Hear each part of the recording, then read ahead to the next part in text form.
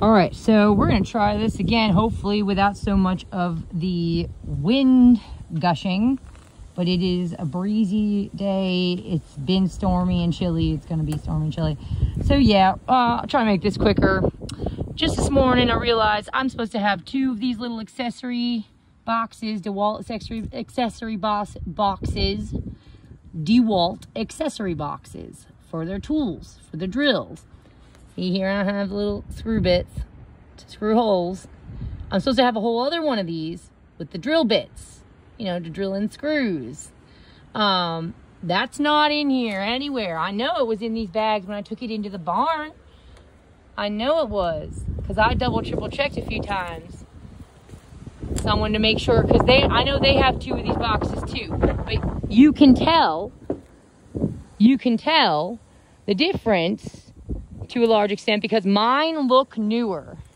Mine look newer. And theirs were beat up and older. Same with the drill.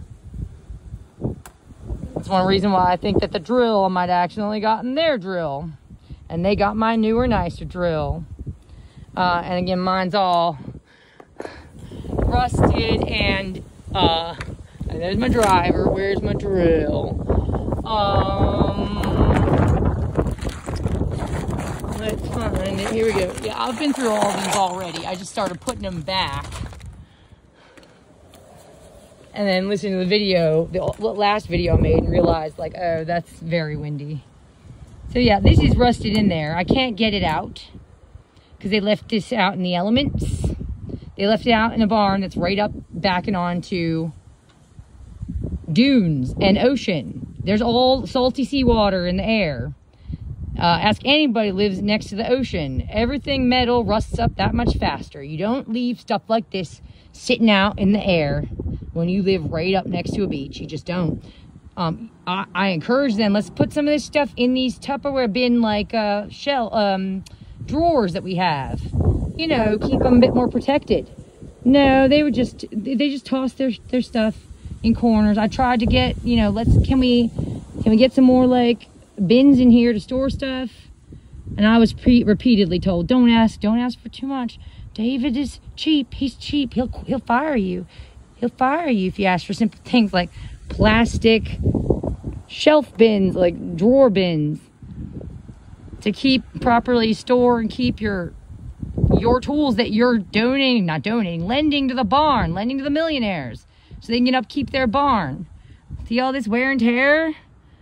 This was really brand new looking when I first took it into that barn, because it was barely used, and I bought it in the spring of 2020. Well, I bought a drill, a DeWalt drill.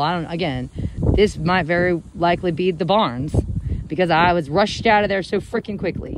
So yeah, just thought I'd again say that. And again, the fact that they thought that they should do this, take advantage of a woman who spent the last 2 years of her life dedicating as much of my free time as possible. Sometimes, I mean, like days and days and days, hours, days, like, I mean, days and days in a row is what I'm saying. Like, I mean, I have dedicated over the last 2 years way more than days and days worth of time. But I mean, days and days in a row, if I had off from work, guess what I was doing? I was in this RV. I was not partying. I was in this RV, sitting at the table in there on my laptop, researching and writing about a pedophile cult network, child traffickers, child abusers.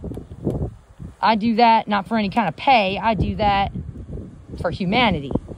I don't expect anything for it, except I'd like to win that battle. It's awfully hard to win that battle against millionaires and billionaires that are on my suspects list. My suspects are millionaires and billionaires.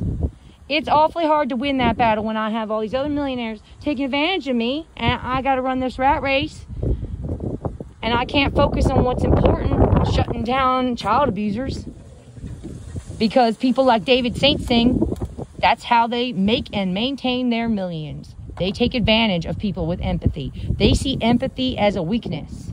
They're idiots because they don't have much of it. So it doesn't inform their intelligence. So they're not very intelligent. When you are lacking in empathy, that means your intelligence will be affected. You won't be that intelligent, is the truth of it. And the higher you are on the animal hierarchy, the more empathy you have, the more capacity for empathy, that is. If you think about it, it's not intelligence that makes us higher than the other animals. It's that we have a greater capacity for empathy. Because crows, baser animals like crows and such, they can be quite intelligent and tricky, but they have little to no empathy. They will walk right past their own dying, suffering young, and they will only support the strong ones. As far as I'm concerned, David Saint Singh is not even the same species as I am. I am a human being, and he is a Homo sapien. He is a very clever, trained ape. Monkey. But he does not abide by the way of life and priorities that a human being abides by. Human being is not a species. It's not a race. It is a way of living. Homo sapien is a species. You might have a Homo sapiens body. That does not mean you are a human being. So, just thought I'd point that one out again. So, again, yeah. Oh, and I just contacted Elaine Crowell, their HR manager lady, and was like, oh, yeah, so I got the keys to the ranch, because I used to be the one to let people in through the side gate. You know, the porta potty guy and stuff. There's a side gate next to the barn. So I was given that key, and all the employees are given a key to the laundry room to use. So I informed her those will be returned when I can find, when my friend can find some time, because I don't want to step foot on that island, to bring them down, but also pick up some of my stuff. I expect that my other little accessory box of DeWalt drill bits will be sitting there in that front office waiting for me, along with the almost full bottle of laundry detergent that I had just recently bought that was sitting in the laundry room, and along with my very nice sharp pair of metalworking scissors that I also was peer pressured and browbeaten into lending to the barn, because Jorge would complain all the time about how impossible it was to cut through the horse's vet wrap with the really crappy, rusty, old pair of scissors that were already in that barn. And he was right. It's true. I always like stand there and watch him trying to cut through vet wrap. Very thin, gauzy wrap.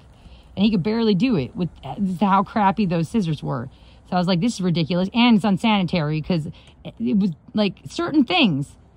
We have the ability to keep them out of the elements. We have Tupperware containers and stuff. I started insisting on things like the scissors we use to cut through the horse vet wrap need to be kept in some of the Tupperware containers we have around here, so that they don't have dust settling on them. They're not sitting out in the salt water air. They're not getting all rusty. This is unsanitary. Some stuff needs to be kept sanitary, especially if it's being used to treat the horse's ailments.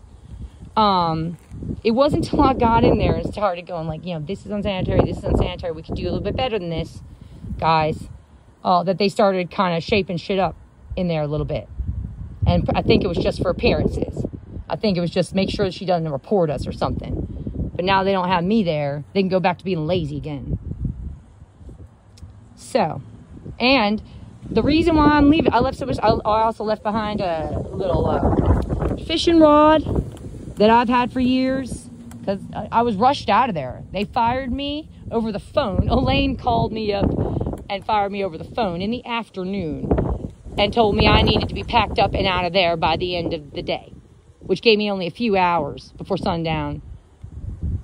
Like between 3 and 4 hours, maybe at most, to get all my stuff together, wherever my stuff was, try to think about where all my stuff was, and process the fact that I'm being fired. And told that they think that,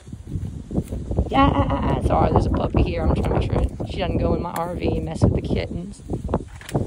Sissy, go on. Go on. Honey, you can't be in there trying to get to the cats.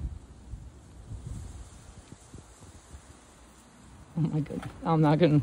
Let's not show that. Anyway, no one needs to see that. We've all seen it. Yeah, it's absolutely ridiculous. Absolutely. These people are shameful. Disgusting, shameful creatures. Ugh. And again, I've spent enough time working with millionaires and being educated with their children to know that, yeah, this is a tactic that they very commonly use. to make and maintain their millions of dollars is they manipulate and trick their employees who have empathy into giving them extra resources and assets when they really, like, the people who are being manipulated need those assets and resources way more than the person who is manipulating them. It's disgusting. Absolutely disgusting. And they'll get other employees that they know are just as cold-hearted as they are to help them in this. Oh, we're going to have a video going over, like, I won't even get into it right now, but you know, how I think he takes advantage of the illegal immigrants that he has working for him, different ways, things I've heard. Anyway, so this is just, all right, I'm going to end this one. Bye.